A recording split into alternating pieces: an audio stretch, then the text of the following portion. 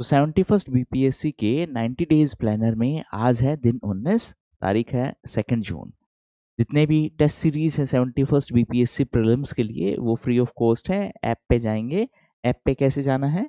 civilsacademy.com ये website का link है जो आपको पिंड कमेंट में मिल जाएगा। वहाँ से आपको टेस्ट सीरीज भी फ्री ऑफ कॉस्ट मिल जाएगी।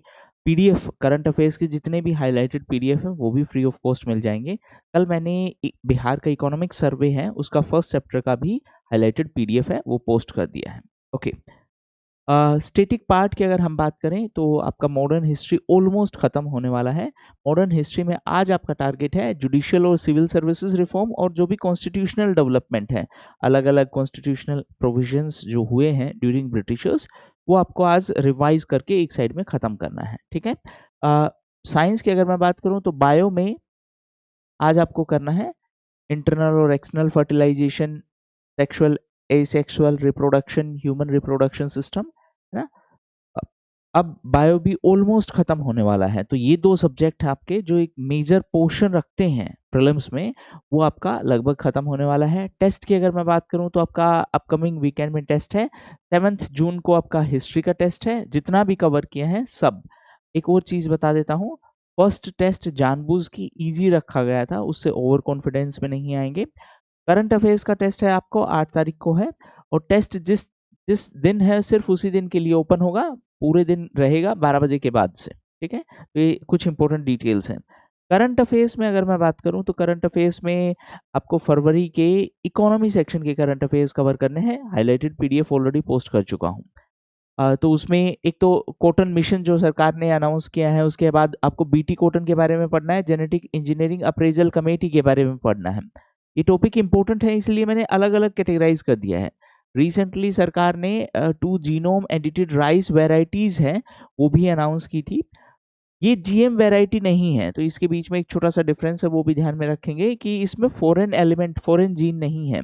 उसके अलावा अर्बन चैलेंज फंड है अर्बन इंफ्रास्ट्रक्चर के लिए, अर्बन कोऑपरेटिव बैंक्स हैं, आरबीआई ने मोराटोरियम लगा दिया, मतलब रेस्ट्रिक्शंस लगा दी अर्बन कोऑपरेटिव बैंक पे। तो यहाँ पे एग्जामिनर आपके लिए एक स्टेटमेंट फ्रेम कर सकता है कि आरबीआई है वो अर्बन कोऑपरेटिव बैंक्स को रेगुलेट नहीं करती या फिर उनके बोर्ड को सुपरसीड नहीं कर सकती। सुपरसीड का मतलब है हटा के नया बोर्ड नहीं लगा सकती। बोर्ड मतलब मैनेजमेंट की मैं बात कर रहा हूँ। नेक्स्ट है रीस्ट्रक्चर्ड स्किल इंडिया प्रोग्राम। तो इसमें 3-4 चीजें हैं, प्रधानमंत्री कौशल विकास योजना, जन शिक्षण संस्थान, और उसके बाद आपका अप्रेंटिसशिप है। ये 3-4 चीजें आपको ध्यान में रखनी है। नेक्स्ट है जीडीपी।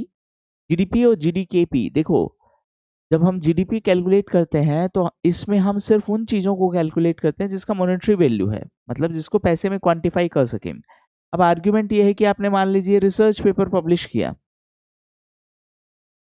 तो डायरेक्टली इसको क्वांटिफाई नहीं किया जा रहा है, इसीलिए हम नॉलेज वाले एस्पेक्ट को कवर नहीं करते। उसी के लिए एक नया कॉन्सेप्ट है जीडीकेपी। अब जीडीपी के लिए भी 3-4 चीजें ध्यान में रख लो। बेस ईयर है अभी 2011-12, लेकिन सरकार ने रिसेंटली एक कमेटी सेटअप की है इसके बेस ईयर को अपडेट करने के लिए, विश्वनाथ गोल्डार कमेटी। उसके अलावा जीडीपी कैलकुलेट कौन करता है? तो ये कैलकुलेट करता है MoSPI, ministry of statistics and programme implementation. Nominal GDP में रीसेंट रिपोर्ट के हिसाब से नॉमिनल जीडीपी में इंडिया 4th पोजीशन पे आ गया है, हमने जापान को पीछे छोड़ दिया है। रियल जीडीपी की अगर मैं बात करूं तो रियल जीडीपी में और नॉमिनल जीडीपी में डिफरेंस क्या है? रियल वाले में हम प्राइस लेवल है वो बेस ईयर का लेंगे, ये वाला पी, तो इसमें विदाउट इन्फ्लेशन है।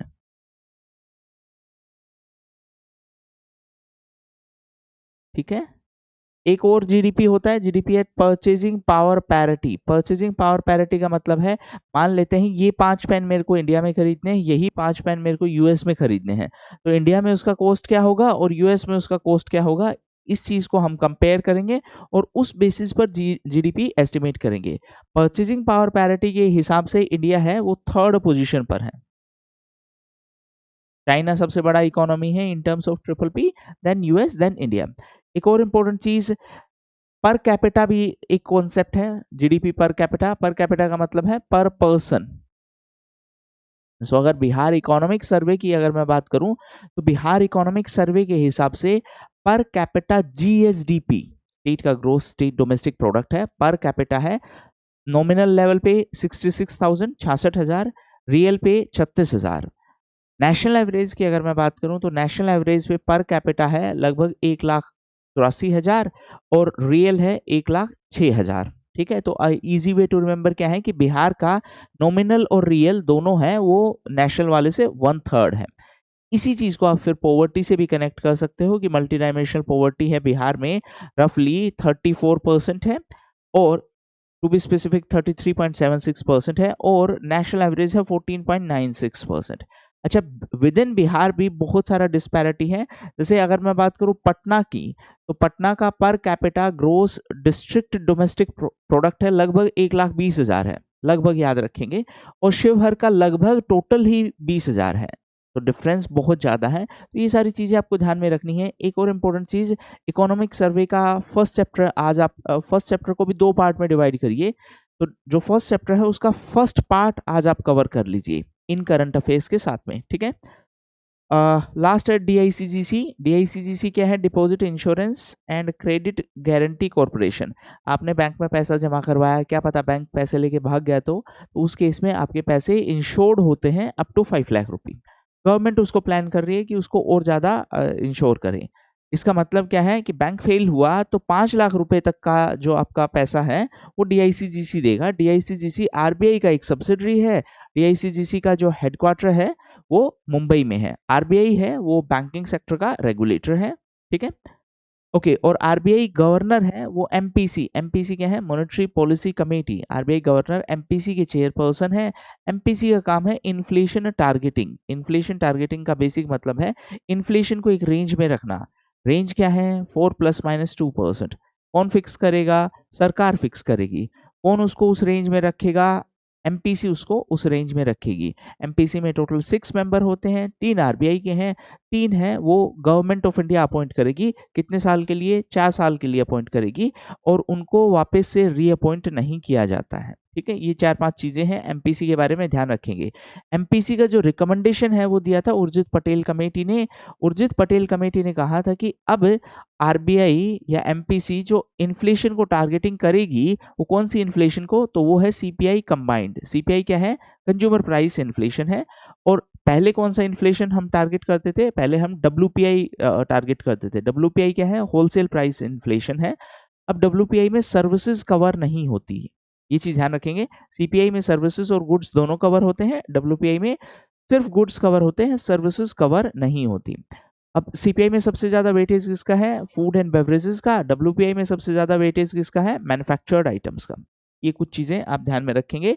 प्लस मैं कहीं पे लिख देता हूं, eco survey part 1 of chapter 1। Chapter 1 अपने को कम से कम भी 15 बार पढ़ना पड़ेगा, कम से कम 15 बार पढ़ना पड़ेगा। चैप्टर 1 में से हर बार क्वेश्चन आता है, इस बार भी आएगा। रीजन बीइंग कि चैप्टर 1 एक्चुअली पूरा ओवरव्यू है, तो चैप्टर 1 को जितनी ज्यादा बार पढ़ोगे आपको हर बार नई इंफॉर्मेशन मिलेगी। ठीक है, ओके। तो ये तो करंट अफेयर्स की बात हुई। आपका रिवीजन क्लासेस यूट्यूब पे 7:30 बजे हर दिन होगा, जहां पे हम करंट भी रिवाइज करेंगे, स्टैटिक भी रिवाइज करेंगे।